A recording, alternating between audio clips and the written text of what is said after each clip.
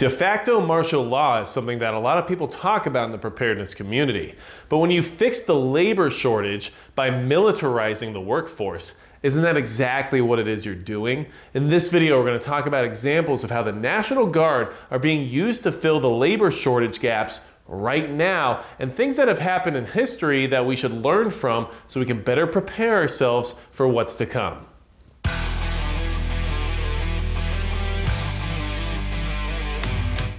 Hey everybody, it's Magic Prepper, and today we're talking about how we're going from the labor shortage to mass militarization very quickly. And it's something that you should definitely be paying attention to, because once we have this mass federalization of everything in the country, things do not go back to the way they were before very easily or ever at all. And this is something that should concern you, because your ability to operate as a free person that wants to be prepared for disastrous events will be limited if these things continue, okay? And if you're worried about things like de facto martial law and how it's creeping into our society ever so slowly, then hit the subscribe button below, because obviously these things are not a direction that we want to be going in, but they seem to be heading that way, and you and I need to be very aware of what's occurring, okay? So, the National Guard is being used right now to fill labor shortage gaps, all right? And in New York, there are mandates being put into place right now where an expectation of 72,000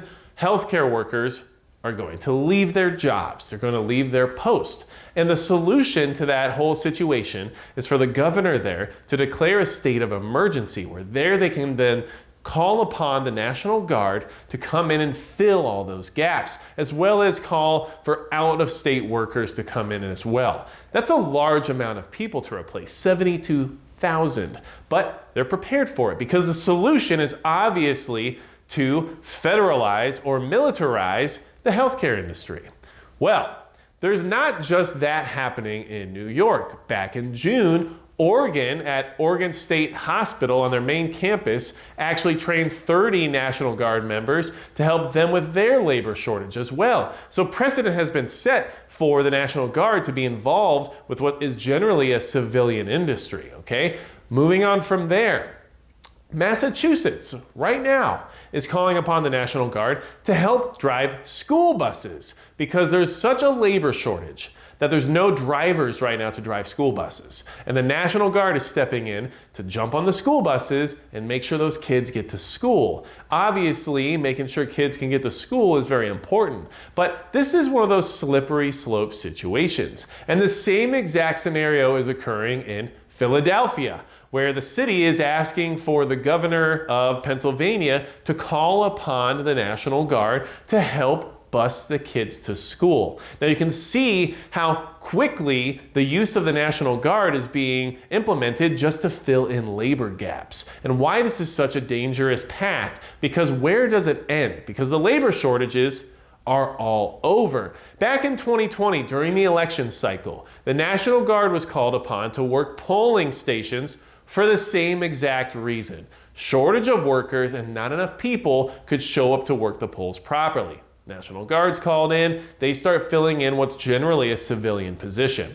Okay, so understand, this is a direction. Is it one we want to head in?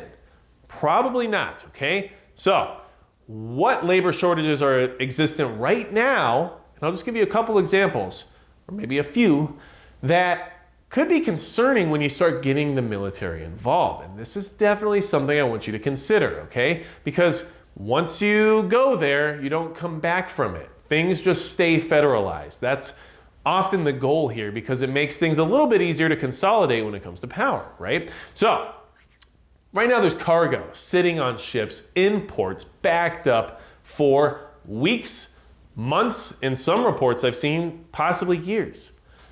That is why things are so hard to come by. What solution is there to try to make sure that there's enough workers to get all of this goods and everything else off these ships into the port and unloaded, okay? Well, think about it. We're already utilizing the National Guard to fill in the healthcare worker situation. We're already using the National Guard to drive school buses, and we're already using the National Guard to work polls. So it's not far-fetched to think that that could be an easy solution, because according to the shipping industry, they can't seem to get on board with some kind of a 24/7 work schedule where you can't get the truckers and the cargo unloaders and loaders and the shipping guys to all get on the same page to work 24/7. So one thing you can do is order the National Guard to work 24/7. Suddenly, all of your goods and services coming in through ports are being handled by the federal government, right? The National Guard. Keep that in mind, okay? It's not like they would want to have any control over where it gets distributed, right? From there, there's also a countrywide shortage of law enforcement. And it is not a good thing when the military maintains a law enforcement position, because many would see that as being some sort of martial law, de facto martial law, right? Obviously, we know that that would require some sort of declaration in many ways, but once you involve the military in policing the civilian population, things become a little bit more gray. And in that situation, if a city is desperate enough, right, you send in the National Guard. We saw it throughout 2020 more than once.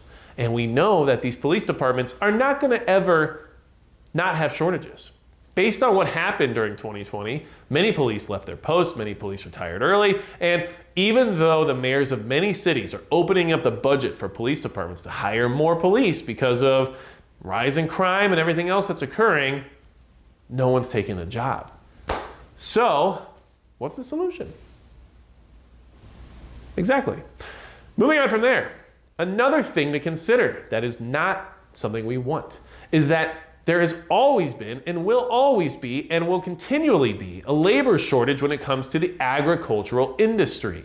And in agriculture, they can never get enough laborers, right? But it is a national security concern when the food supply suffers in any way.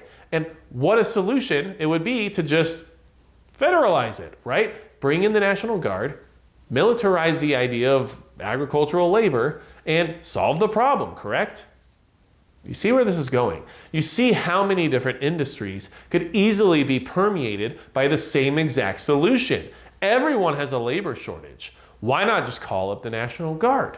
This is where things start to get a little bit dicey. And there's other solutions there too that you should be aware of, because back in World War II, there was a huge labor shortage in the sense of agriculture. You know what they did? They turned to German and Italian prisoners of war that were here in the United States at the time and used them for the labor on the farms. I wonder if there's any people from anywhere that would be able to work on farms that may not even necessarily want to be here or may be here against their will, that the government would then turn to and say, it's time to start working on the farm. You tell me. But what I want you to understand is that once that happens, it's another federalization of an industry, because whether or not they're National Guard, or if they're prisoners of some kind, or if they're here for circumstantial reasons from another place, once the federal government gets involved in implementing that labor, it's very hard to get them to not be involved again. Okay, so where does this take us? Where is this heading? Because we talk about things like de facto martial law. It's like, well, I mean, it's not really martial law if you just have some National Guard guys working in the hospital and some of them working, on the school buses and stuff. Okay, but when you have a negative interaction with somebody who's part of a unit within those industries and something has to be done about it, of course, law enforcement would get involved and everything else.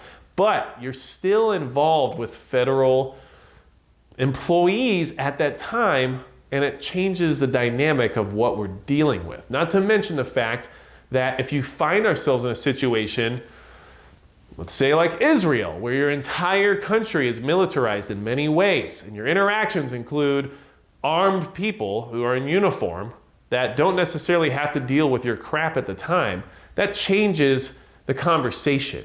And things aren't as free to be spoken in the same way if somebody else has a certain presence about them. And that changes the way people feel about acting in a certain way. And whether or not they're justified in their actions, the fact that they decided not to take action at all just because of the presence of somebody in that position means that you're no longer in a similar society that you were before. Understand that in Israel, you have armed, uniformed military personnel all throughout public on a regular basis. You have police roadblocks all the time, making sure people aren't moving through areas they're not supposed to be, doing insidious things. You have air siren drills happening all the time. You have bomb shelter signs everywhere you go. It is not replicative of what we have here in the United States. But if things keep moving in that direction and we keep putting militarized personnel in civilian industries and using that as a solution to a labor shortage that will likely never recover because of the way that this system is built, you've just created a militarized state. Is this where we're headed? Because it's not about it being right in your face. It's not about a declaration where someone gets on a big old foghorn and says, here's what's happening right now. It's about the slow implementation of little things that happen in little steps that don't ever go back to the step that they were at before. You tell me. Leave it in the comments below. Let me know your thoughts on this labor shortage leading to some sort of militarization of the country, because it seems like things are just spreading in that regard. I mean, the fact that the Capitol Police are setting up field offices throughout the country now, rather than just staying in their own territory, which I'm pretty sure is the capital, should tell you that there is a bigger federal presence occurring throughout the entire country. And these little things that don't seem like a big deal, oh, it's going to drive the kids to school, right? Well, you tell me. Is that going to be something that's just going to go away? Are they going to find enough school bus drivers next year? Are they going to find enough healthcare workers to replace 72,000 people? Are they going to find anyone to unload the cargo in the ports? Are they going to find enough police? Are they going to ever have enough agricultural workers? These are things to consider, and you need to be aware of them now. And it's a path. Is it the right path? That's for you to decide. Tell us in the comments. Wanted to bring this to your attention. Things are getting very interesting, aren't they? And that is going to be it for Magic Prep.